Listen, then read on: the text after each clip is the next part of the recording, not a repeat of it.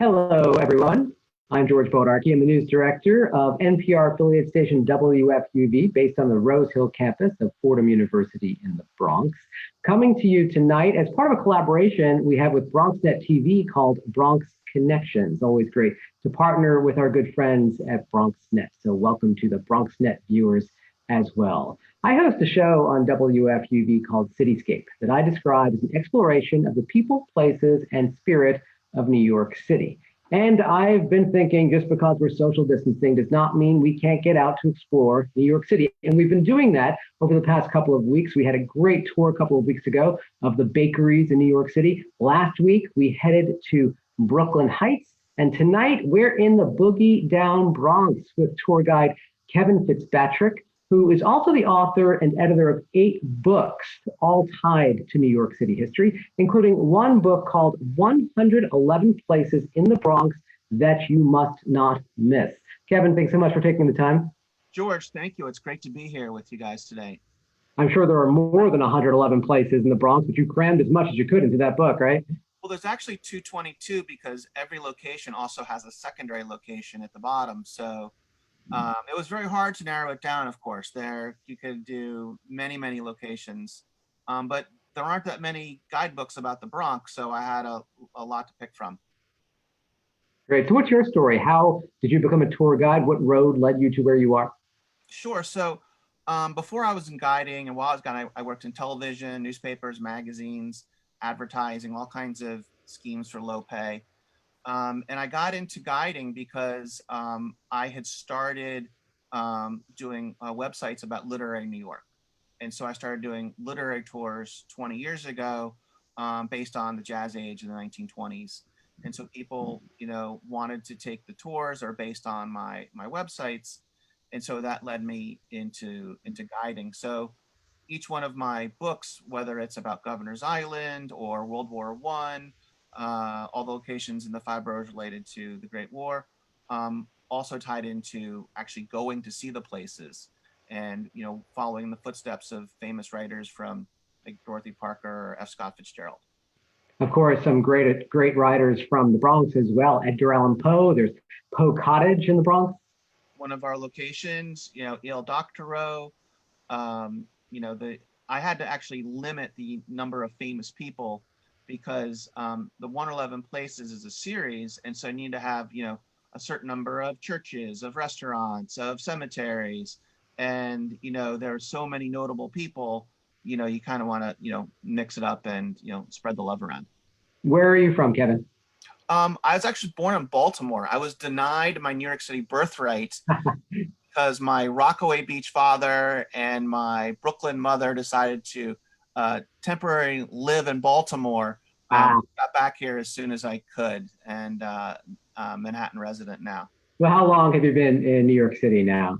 It's coming up on 30 years. Well, there you go. Then you're native. I think Ed Koch maybe said something like, if you've been in New York City at least 10 years, then you can call yourself native. I might not have that right, but I think that's true. That's great. Well, all my grandparents are buried here too, so that's got to count for something. So tell us how you're doing right now in the midst of the pandemic. Obviously a very tough time for tour guides. It's very tough. If I didn't have a wife that worked full time, I would be in hot water. I've moved to doing virtual tours in the middle of March, first by doing on Facebook and then moving to Zoom. I've adapted 5 of them to be virtual tours, including even going to the Statue of Liberty virtually. And so it's a little bit of a different, way of doing things, figuring out, people's technology, getting people, engaged, keeping them, looking at you on the video screen. It definitely hasn't been easy. The only real plus to virtual tours is you can cover more ground. You can see more things.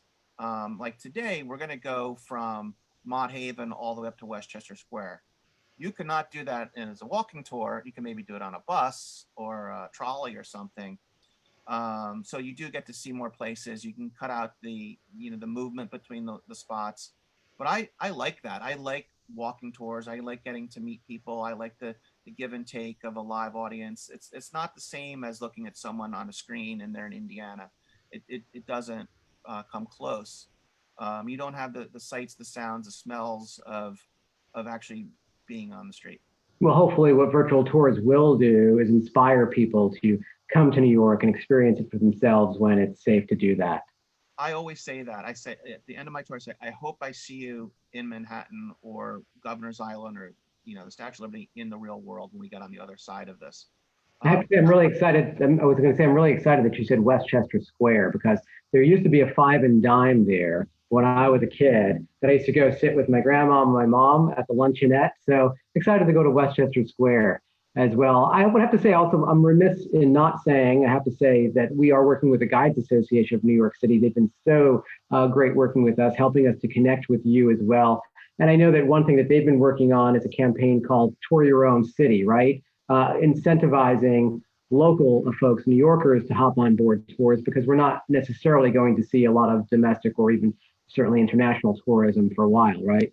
Right. So the Guides Association for New York City, and it's GANIC.org online. It is the only professional guides association for New York City sightseeing guides. We all have licenses. Some people don't know that we are licensed just like people that cut hair or plumbers. That the Consumer Affairs gives us a test and whatnot. And if you go to that site, you can see a list of all the licensed guides who cover everything, all five boroughs, multiple languages, so many diverse topics, everything from, pizza tours to, architectural tours. It's very, very diverse. And that's the way to see a city is with a tour with a local guide. What inspired you to focus your book, this book, 111 Places in the Bronx That You Must Not Miss? Why the Bronx for you for that book in particular? What inspired you? Good question, George. I was challenged. The book I did before this was called World War I New York, and it has sections on the Bronx. And so I had been spending a lot of times researching cemeteries, monuments, and memorials in the Bronx. I have a couple in the tour tonight. At a Guides Association meeting, my future editor gave a talk, and she said, I'm Karen, I'm the new North American editor of 111 Places. We already have Manhattan. We have someone that's going to do Queens, but I'm looking for someone to do, the Bronx and Brooklyn.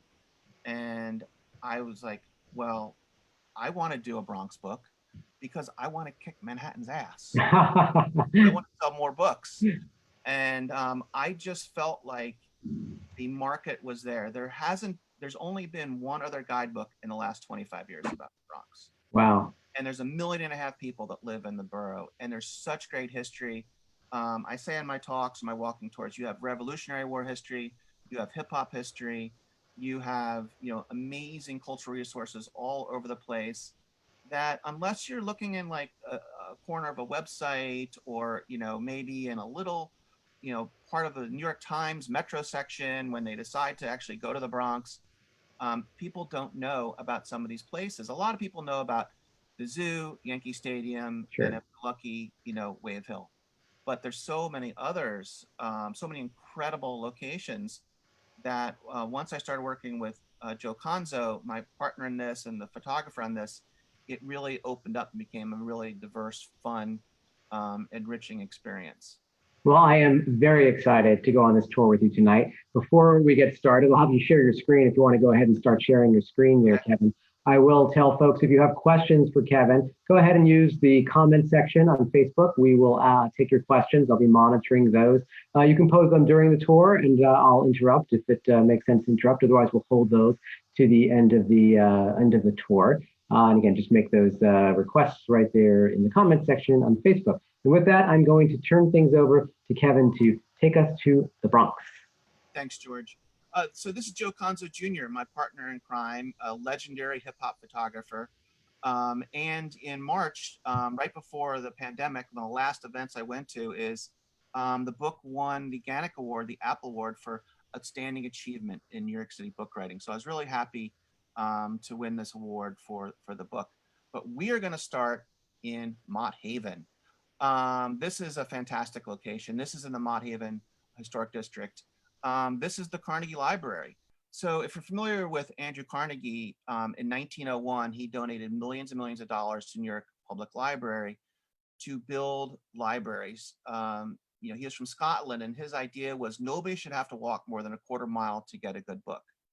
So when he started doling out this money, the Bronx raised their hand, and they got 9 libraries funded by Carnegie, and this was the first one. This is the oldest New York Public Library in the Bronx. It's the Mott Haven branch, and it's really beautiful on the inside.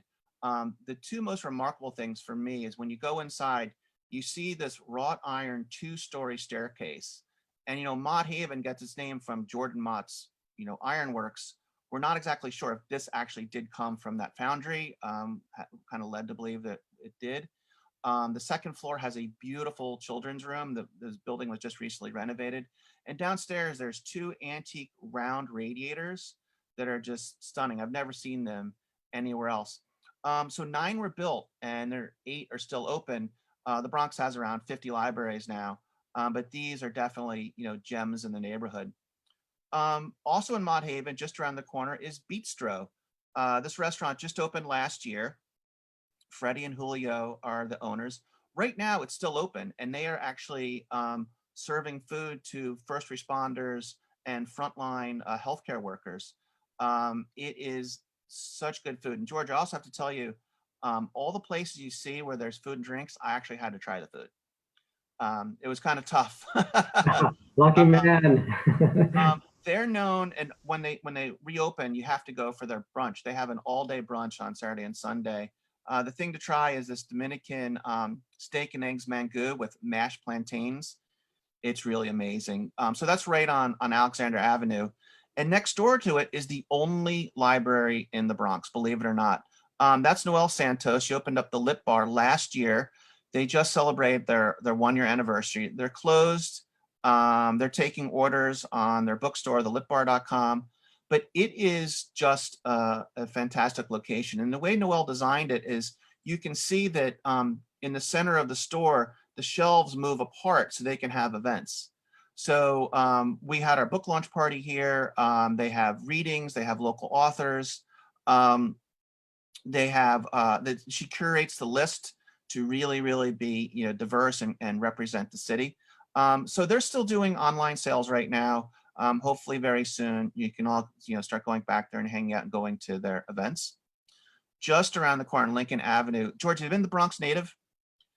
This place is fantastic. So Amaris and his sister Rosalind run this.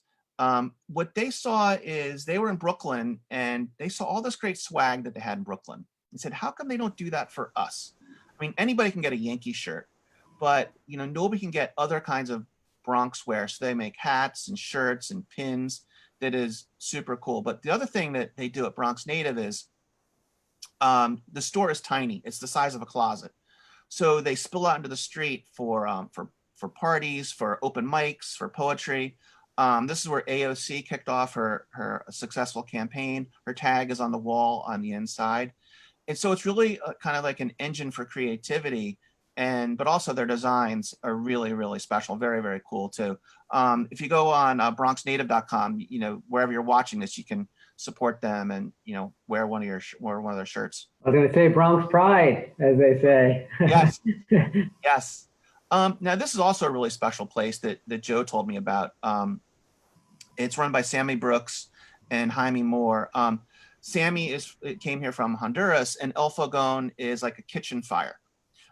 It's like keeps you warm, but it also is where people gather around. And so what El Fogón is he decided, rather than open up another bodega or another supermarket, he's like, let's turn the keys over to people from the community to do art, to do poetry, to do open mics, to have photography, to record podcasts. And so it's really become a gathering place in the neighborhood for all kinds of shows, launch pads for creativity, for books, for podcasts and things. And so you can check out their schedule of when to go there. And hopefully, when we get on the other side of this pandemic, they'll be open again for more business.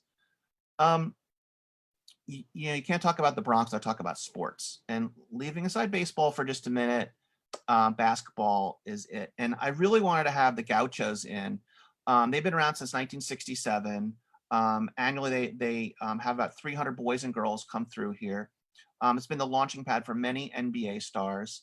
But you can go, when they reopen, of course, they have tournaments. They get kids from all over the region playing. That's Tommy Swinton. He's been a coach there for decades. Super nice guy. He's trained many, many kids. What's great about the Gauchos is any of the kids going there, before you start playing basketball, you got to do your homework. Okay. So they turn out kids that go to very good high schools, very good colleges. They have a really good success rate, and they're incredible hoops players. When we went there, Joe and I had such a great time because the kids were so nice. The moms we met were so down to earth, so nice. And Tommy was very, very gracious. So that's really easy to find. It's on Girard Avenue. Now, around the corner, and really the Piccarillis didn't start getting a lot of love probably about 10 or 15 years ago. And everybody thinks it's just the Piccarilli brothers, but there's also a sister in the mix too. And on this street, on 142 and Willis Avenue, is where their studio was 100 years ago. This is where the Lincoln Memorial was carved. This is where Patience and Fortitude, the lions outside the New York Public Library, kind of. They also did the main monument in Columbus Circle, the Firemen's Memorial on Riverside and 100th Street. They were Italian immigrants who were really, really just fantastic stone carvers. They actually are still in the Bronx because they're all buried in Woodlawn Cemetery in beautiful graves. But one of the most poignant things about the Lincoln Memorial, it was supposed to only be 10 feet, but Daniel Chester French saw how amazing the sculpture was turning. So it's 16 feet tall. Oh no, 19, it's 19 feet tall. And you can't even see the seams. The Park Service talks about the kind of quality that they did, that you can't even see the seams of the marble. And one of the sad things is if you go to the Lincoln Memorial, their name is not on it because when it was dedicated, the group behind the fundraising said it's too Italian. It's not American enough. So that's why the names aren't on the sculpture. That's just on the edge of Mott Haven. Now, this is a place, and I love museums, but this is a place I had wanted to go to ever since I read a New York Times story about this many, many years ago. This is the John Dormie and Sons funeral home in Morris Park. And what happened is in 1999, a couple of the men who worked at the funeral home were having coffee in a coffee shop, and there's some veterans sitting near to by, and they're bemoaning the fact that a display they'd set up in the local library had to come down. And they said, do you think we could put the display in the lobby of the funeral parlor? And the guy said, sure. So flash forward 20 years later, it is still getting more donations because what happens is when grandpa dies and they have the funeral, they say, well, we have all of his uniforms, we have his medals. So there is stuff in this museum going back to the Civil War. They have medals, they have uniforms, they have fantastic photos, and they also have kind of like a directory of local Bronx men and women who've served our country, and they're in this little museum inside a funeral parlor. When it's open for business, you can go in and just have a look around. And it's really amazing. They have stuff from the Vietnam War of POW pajamas. They have, cartridge shells. It's truly an amazing place. Shooting over to Hunts Point. This is a place that I'd heard about because several years ago, a local public historian had discovered that this had been a slave burial ground. So this is Drake Park, right across the street from a public school. John Drake was Joseph Drake was a poet, and this was all his family property. Now, we ended slavery in New York State in 1825, and the last enslaved person was buried here around 1840. And it was kind of undiscovered until just recently when there was records turned up that this is where they were burying enslaved people. Now, one thing I'll say when you go to the cemetery, those aren't the slaves, okay? Those are the gravestones for the white people. The slaves don't have any markers. So that's who that is. But the other cool thing, George, about this is the public school across the street, PS 48, it's an elementary school. They use this as a teaching tool. And so the teachers bring the kids over here to learn about New York history, to learn about American history, to learn about nature.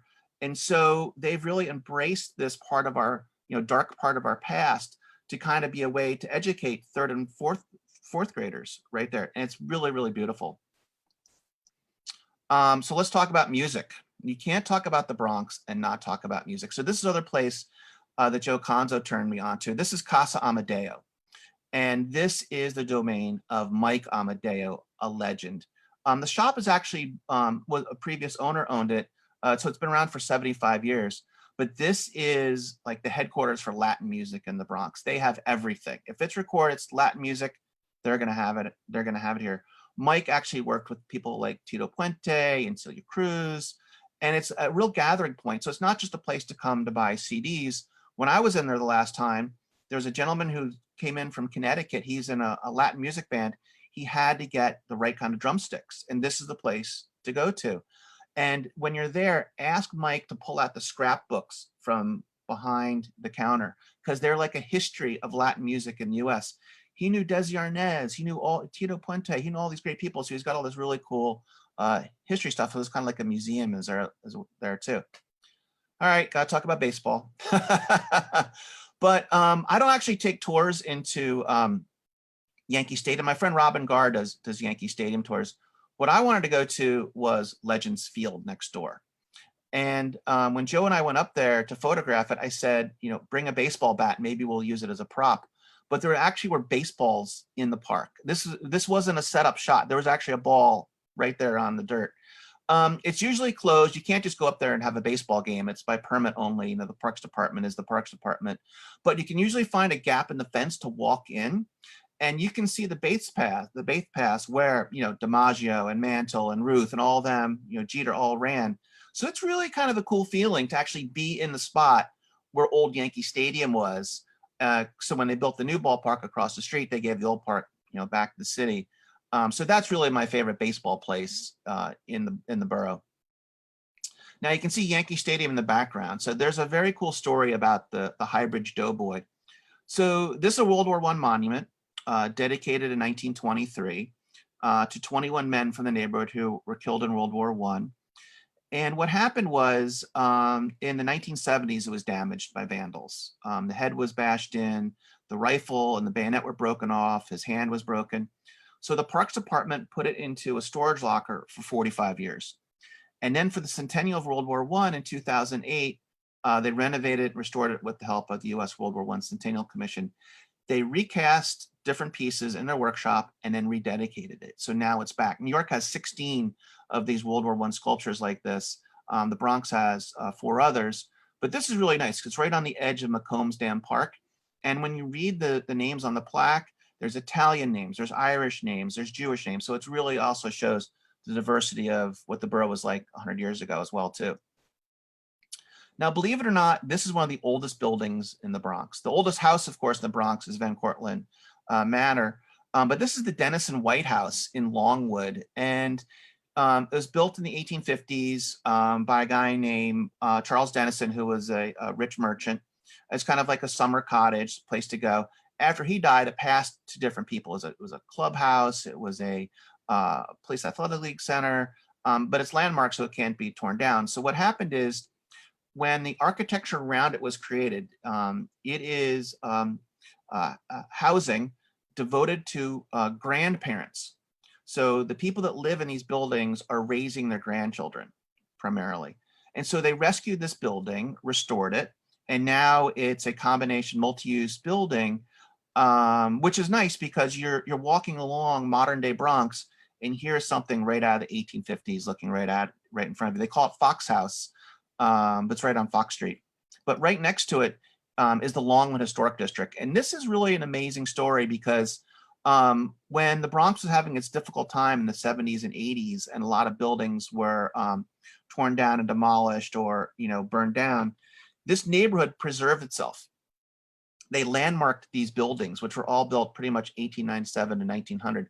As the subway expanded north, developers bought up the houses and used the same architects to create very similar structures. They're notable for their bay windows, the French mansard roofs, the way the porches pop out, and it really is a gorgeous area. It stretches south of Longwood Avenue between Beck and Prospect, and it has a couple other parcels added in too. But you see this in a lot of movies because it's just really stunning architecture. Okay, walking up to Van Cortlandt Park. There's a bunch of places to see in Van Cortlandt Park, of course. There's amazing fields, Van Cortlandt Manor that I mentioned. But this is the original High Line. Okay, everybody talks about Manhattan's High Line, but this was the one that started all off. This is the old Putnam Railway line. Okay, and so this is a trail. It's actually being renovated right now. It's supposed to reopen later this year. From 1870 to 1958, this was a commuter railroad that terminated in Yonkers. So this was a commuter line. They ripped out the tracks, but they left up the bridges. They left up the right of way. Along the walkway, there are the original stones when they were testing what material to build Grand Central Terminal out of. So you can see those not too far from here. But it's a really beautiful nature path. It starts right by the Nature Center, right in the south end of the park, right when you get off the #1 train. That's where it's called. It's called the Old Putnam Trail. It's really beautiful, and they're actually working on it right now. Okay, now we got to start talking about hip hop. Okay, so when you talk about hip hop, you know, and I've been schooled in this, there's 4 things. There's DJs, MCing, graffiti, and breakdancing. This is for DJs because this is the old Samuel Gompers Industrial High School, which is where Grandmaster Flash was a student. Okay, and while he was here, he learned electronics. He learned about wiring. So he was mixing. He created his own mixing boards. He was rewiring, big speakers and stuff. And so when he came out of here in the 70s, and the music scene just started going, and hip hop was being created, he was right at the forefront. And so because hip hop isn't the same as jazz, like you can't go to the place where the first jazz concert took place. You can't go to where the first rock and roll show was, but you can go to the places where hip hop was born, and they're all in the Bronx. You can go there today. So George, this one's for you. Hughes Hall. I had to go to Fordham. Well, it's actually kind of hard to get onto the campus. You can't just say to the security guards, "Oh, I'm here on a walking tour." We had to pull some strings to take this photo. Should have just made a phone call. I would have let you in. Yeah. Joe had to pull some strings. I wanted to put movie locations. Okay. And there's not a lot of good movie locations that look like they did in the movies. You can't go to the place that was in The Godfather. It's kind of hard. A Bronx Tale wasn't really filmed in the Bronx, but this is where The Exorcist was filmed. And what's funny is in The Exorcist, it's also all Jesuits too, right? It's supposed to be Georgetown, but they filmed it here at Fordham. This is where Father Karras had his office. It figures in a couple of places in here. But the fun thing about this is when William Friedkin, the director, was casting it, he actually cast a real priest who worked at Fordham Prep and worked at Fordham University, Reverend Bill O'Malley.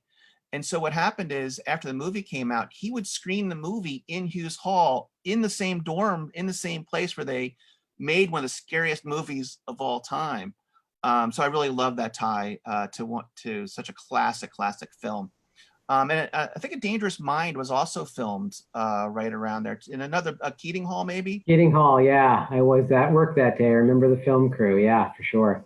We have a question, actually, I'm going to throw at you from Linda on Facebook, movie related. I'm not sure if you have the answer. She's asking, where is the Joker stairs? Where are the Joker stairs in the movie The Joker? Oh, okay. Well, what's funny is when I was doing this, it's right on the edge near Marble Hill. I don't have the exact street address. It's very long stairs right around the corner. I'm going to have Joe Conzo is going to put a message in right here. He's going to tell you the exact address. We kind of knew that it was going to be happening, but what I put in the book was the location that was in The Irishman. The Irishman had just completed filming for Netflix. There's a VFW hall right in by Kingsbridge Armory, and that's where all the stars all went for that. But good question. Now, right across the street from Fordham, this is where all the students get their tattoos. This is Tuff City, and Tuff City is an amazing place. I definitely, even if you're not gonna get tattooed, and they did try to get me in the chair when I was here. I didn't get inked at that time. They do graffiti exhibitions. They have visiting tattoo artists come from around the world. Med, who's been running this for more than 20 years, tattoo shops were illegal in New York City for decades. And once they were allowed to open up, this was one of the first in the Bronx to reopen. It's really well known. But what's really cool, George, when you go inside, they have, like, for privacy, they have the tattoo artists work in different booths. They're shaped like subway cars. Oh, cool. And they have really amazing graffiti. They actually sell graffiti paint inside there too. And on the outside of the building, there's walls, and so that it's repainted, pretty often by different, visiting graffiti artists. But it's a really cool art form. You go inside, you see their flash, the samples of their work on the wall. It's really amazing. So, a lot of famous people. We can't have a book about the Bronx and not talk about J-Lo. But the decision was, why show her house? Why show, the block where Jenny from the Block is from?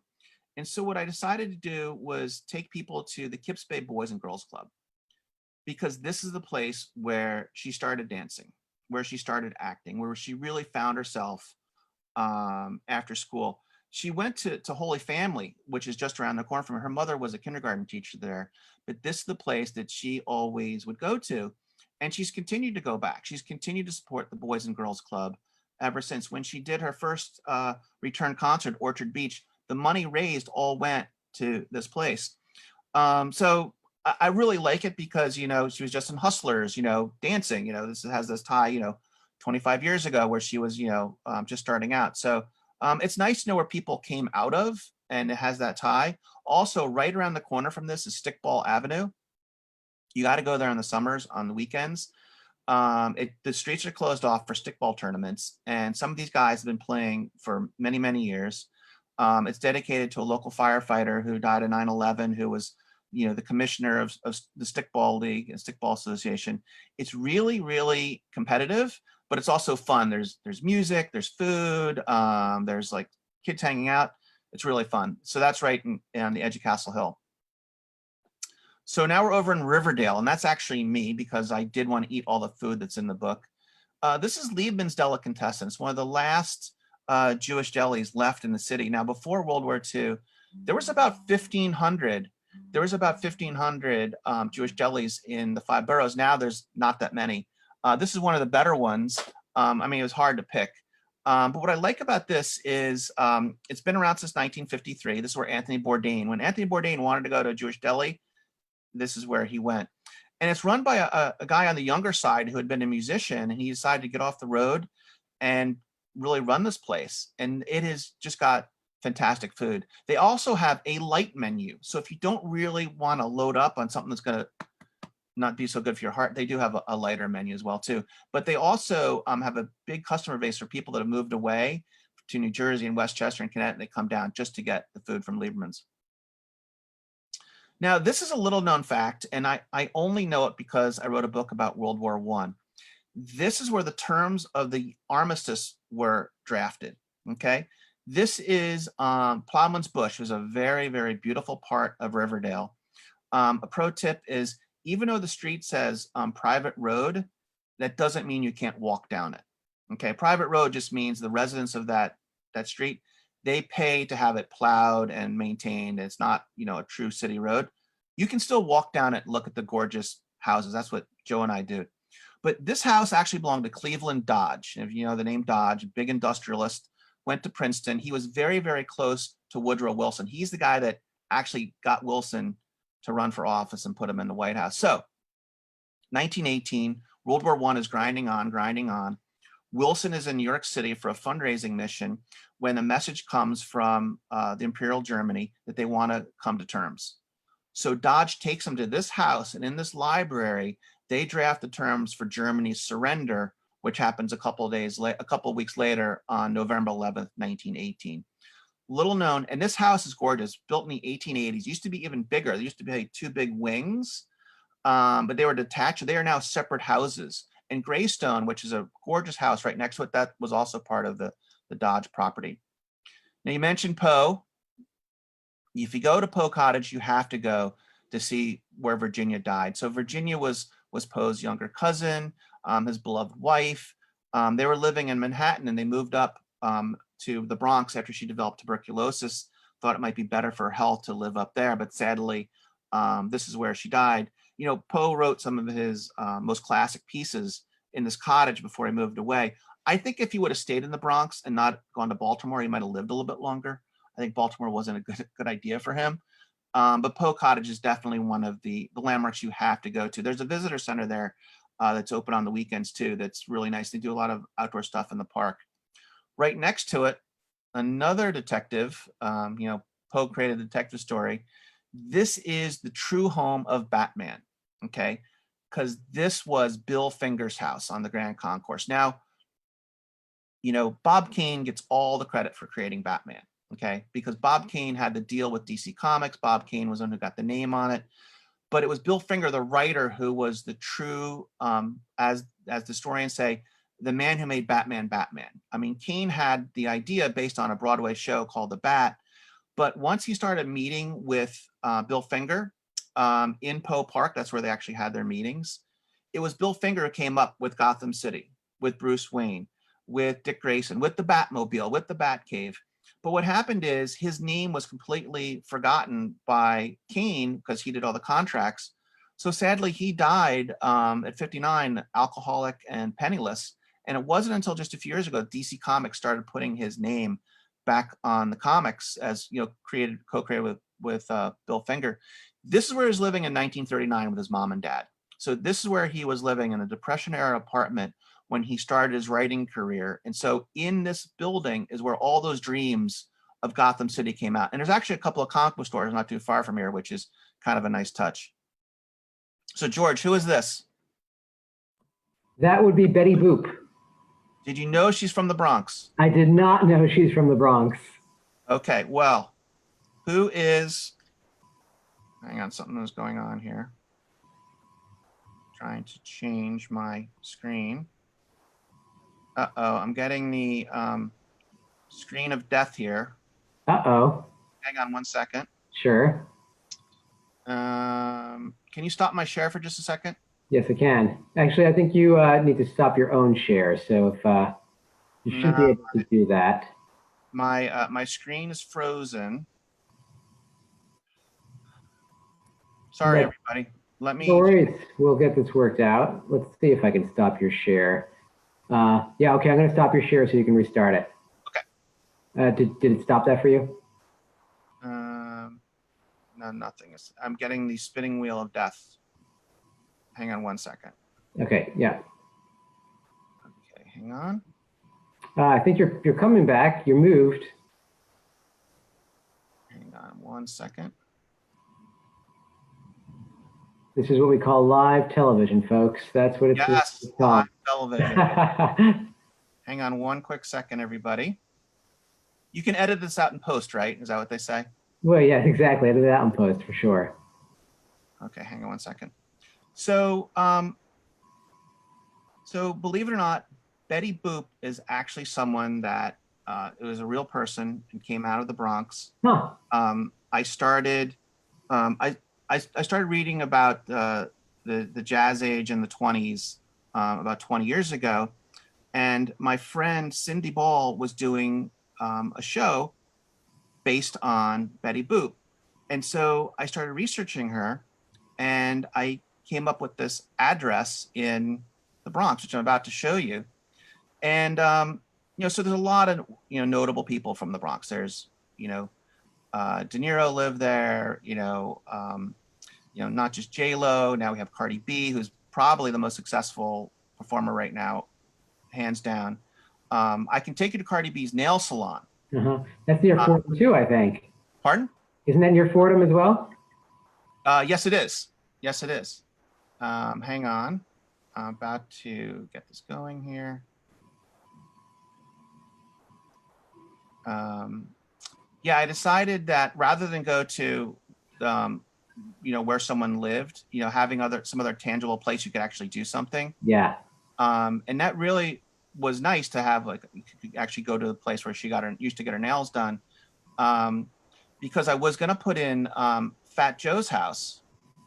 And then I think it was my editor, or possibly it was Joe, said, you know, his parents still live there. that might not be such a good idea to send people Yeah. to a place where some senior citizens live just because you're a hip hop fan. So I cut that out. Yeah. Give some privacy to the family, right? Yeah. Okay, one quick second.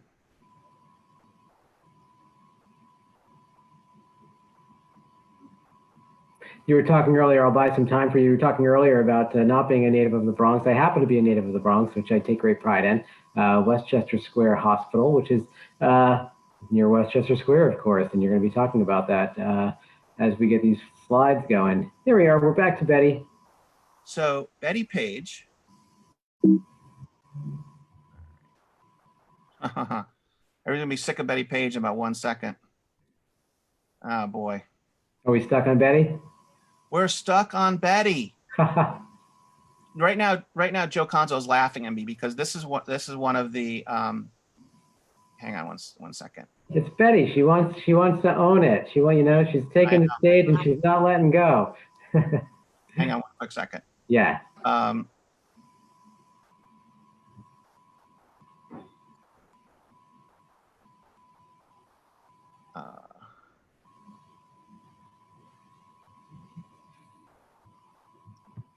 While you do that, I'm going to see if we have any questions coming in here. Question why I get this going again.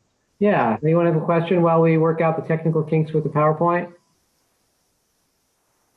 A couple of people did reference other spots, I can tell you. Fred talked about the Hall of Fame of Great Americans at Bronx Community College, which I'm sure you're aware of. That's in the book. If you haven't been there lately, it's worth going back because they've taken 2 Confederates out of there.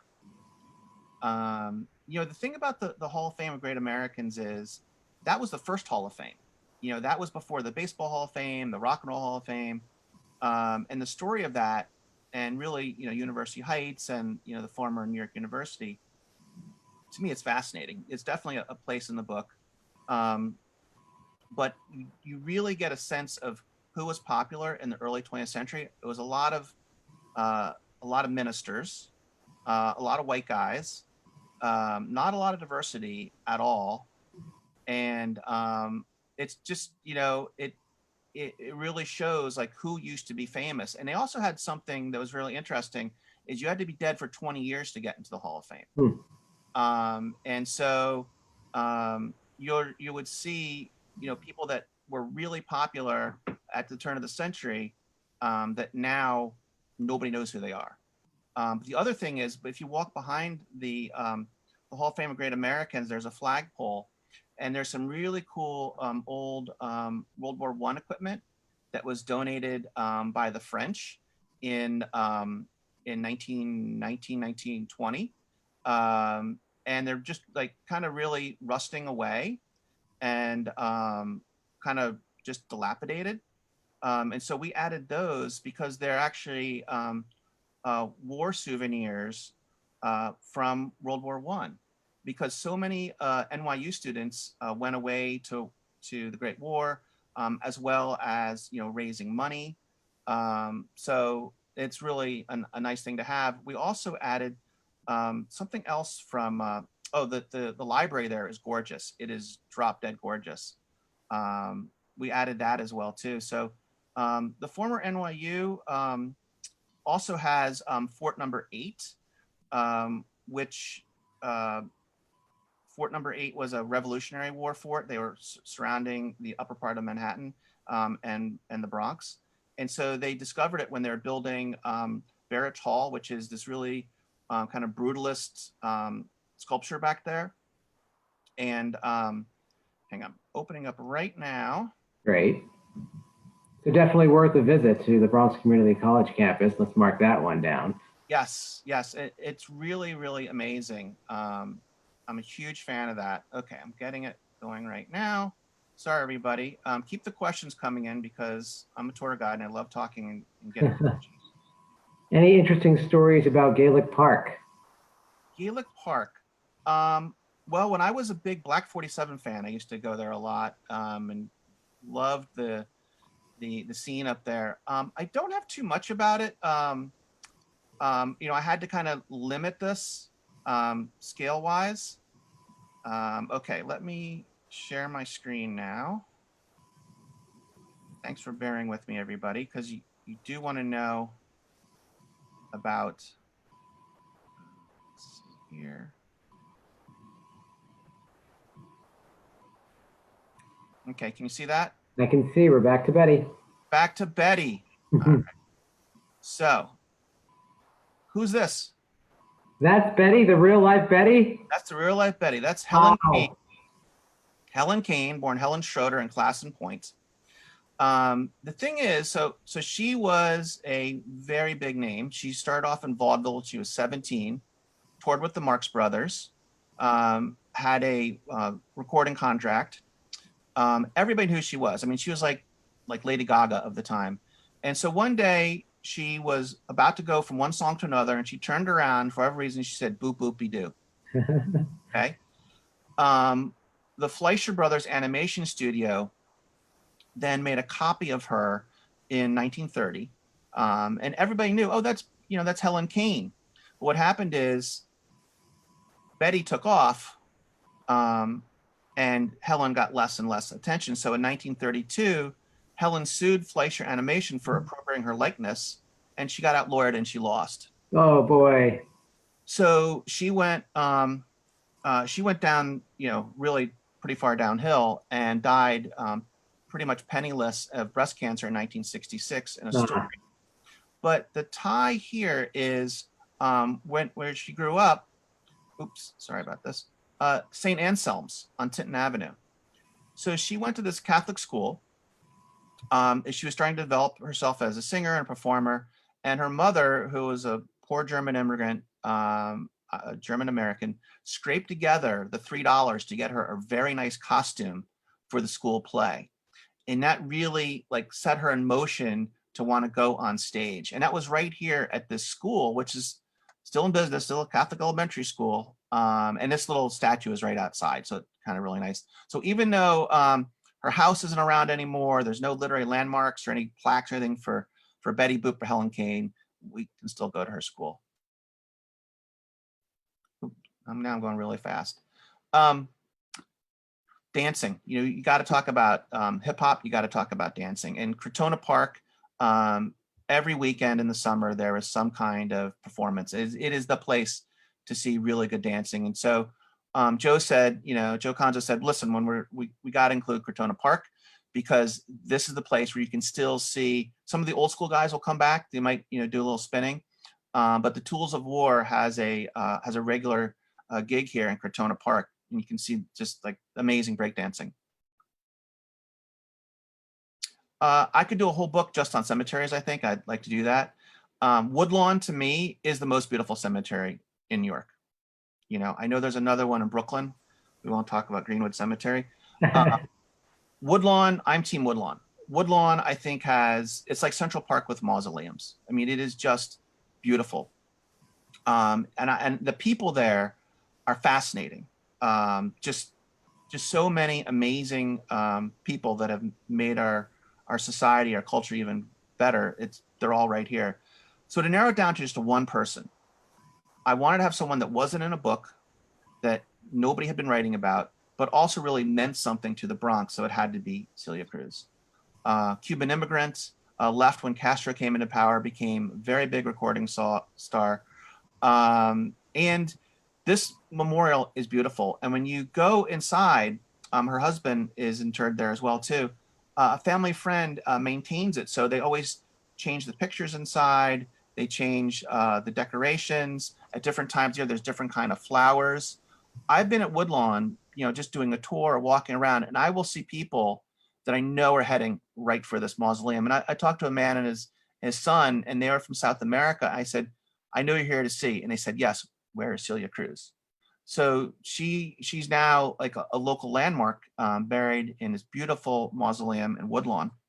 Let's see if I can do this and not crash my system. All right. Did you know that there are waterfalls in the Bronx? Not me. Yes. So this is the Bronx River. And if you're like me, the only thing I knew about the Bronx River was going over it on the gondolas at the Bronx Zoo. But if you follow it down, there are these really amazing waterfalls. And what started happening about 30 years ago is the local community started cleaning up the Bronx River. They started pulling out washing machines and old tires and garbage, and tons of stuff.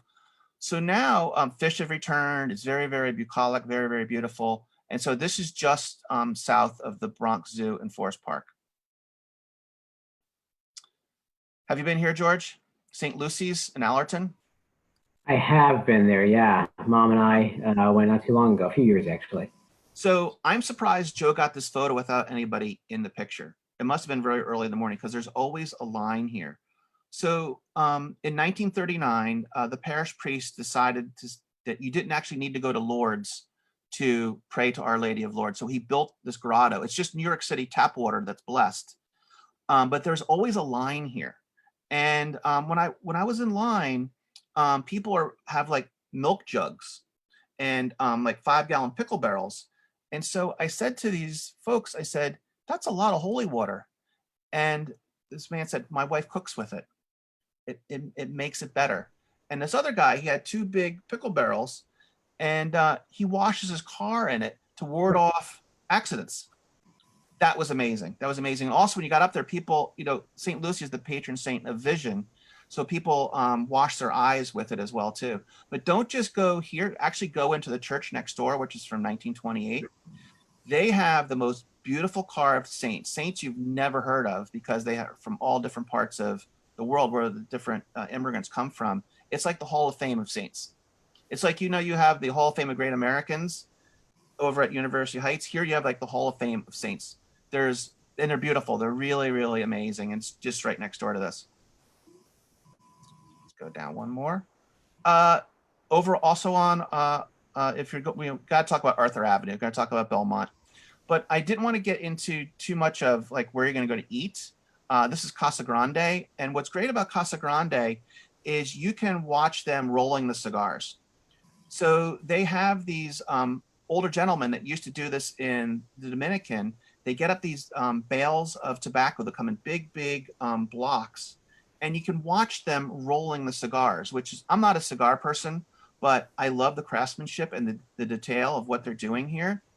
They also do these training sessions to teach you how to roll cigars. They'll go to different places and roll the cigars for you, which is really amazing too.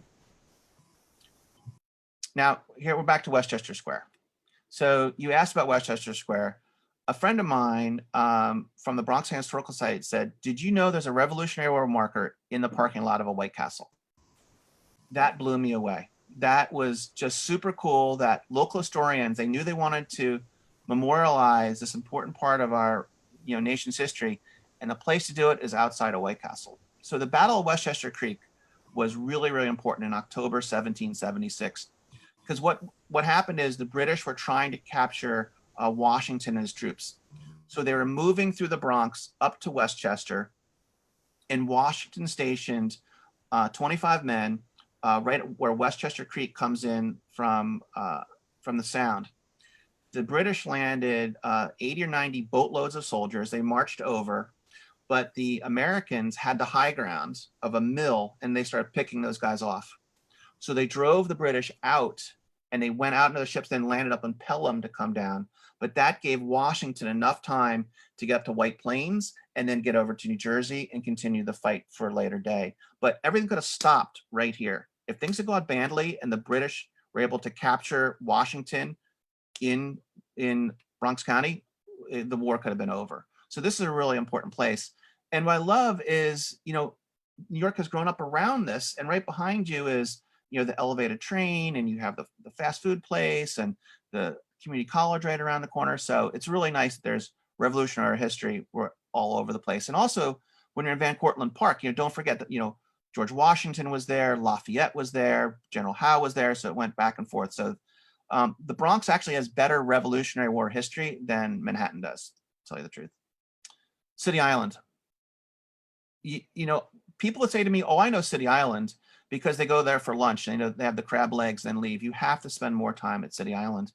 And Ron Turner at the Focal Point Gallery is definitely has to be on your list to go to. So Ron started the gallery 50 years ago. So to do something for 50 years is pretty amazing. But what he'll do is he'll do art shows for anybody. If you can draw flies, you can show your art there.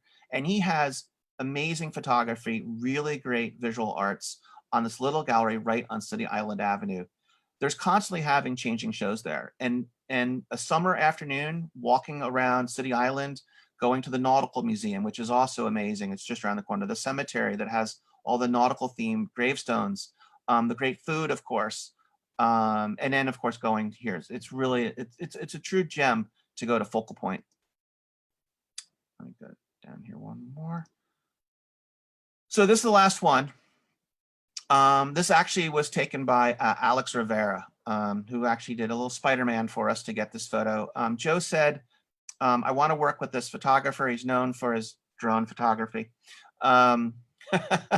But I wanted to have the sculpture in because it really speaks to one of the coolest parts of Bronx history. So for the 300th anniversary of Henry Hudson discovering the New World and going up the Hudson River, he actually stopped in Spuyten Duyvil right here, right where this is the edge of Riverdale. So they had a big celebration in 1909, and they put up this 100-foot tall column, and they're going to put the sculpture on top. But the sculptor died, the money dried up, and so they just had this column all the way up until the 1930s. So then when Robert Moses was building the Henry Hudson Parkway, and the bridge is there now, he said, we got to do something about this. So they finally finished the sculpture. So it was right around 1938, 39, they finally got the sculpture on top. And what's cool, of course, anybody going up the Henry Hudson Parkway, you're definitely going to see the sculpture. But he kind of floats above the trees. And when I was in the park, some locals said that their dogs always bark at the moon at Henry Hudson. But he's facing his river. He's looking away from us. He's watching the river right where the half moon would have passed by, which is really nice to have to see. But it's a beautiful sculpture, and the only way to see it is you have to be on a scaffold. And that's it. That is fantastic. I see the glimpses of that statue when I'm driving on the highway there when I cross into the Bronx from Manhattan. And I didn't know the story, so thank you for sharing that. And I can tell you taught this native Bronxite quite a bit tonight. Who knew about Betty Boop? Blew my mind right there. Any other questions? Let's see. I have a question here looking for some recommendations, I guess, for you from Elliot, who's asking, are there places that you would recommend for art shows and galleries in the Bronx? Anything you stumbled on there? Yes. In Mott Haven, I'll tell you two places. Mott Haven has Wallworks, which is run by the graffiti artist Crash and his partner. And they're right around the corner from Bronx Native and Bitstro and the Lit Bar. They have a constantly changing gallery, all cutting edge artists. People from all over the world show their art there. I'd also say go to the Bronx Documentary Center, the BDC, the Bronx Documentary Center. They have wonderful photography exhibitions by students who are learning photography, as well as world-class photographers show their work there. And also don't forget the Andrew Friedman home on the Grand Concourse. That's also in the book too. That is a wonderful resource. The Andrew Friedman home was built by a man who lost his fortune in a panic at the turn of the century, then decided to build a retirement home for other millionaires like himself. And then it became a retirement home for anybody. And now it's an art center where there's music and art and videography. It's a 5-minute walk from Yankee Stadium. Here's a question from Fred. He's wondering, how did the zoo wind up in the Bronx? You know that answer? Well, a couple of reasons. One is real estate. The zoological park is enormous. And, Forest Park, which is also where the botanical garden is, they just had the space, I think. The Central Park Zoo came many years later, but I think it's a combination of geography and location. Another question coming from Linda. Do you have any info on the Hip Hop Museum? Hip Hop Museum, oh yes. So the Universal Hip Hop Museum, it's a pop-up museum right now, right on the water, right by I think the 138th Street stop. Not sure. I've only been there twice. What they're doing is they have a pop-up museum right now. It has some amazing artifacts. They do music. They do Friday night free movie screenings. They have talks. Joe has had his photography on exhibit because they're building a new building. There's a high rise going up very soon, and they're going to have thousands and thousands of square foot space in this new building. So once the building next door goes up, the hip hop museum is going to move in. Great. Looking forward to that for sure. Any other questions before we break for this evening?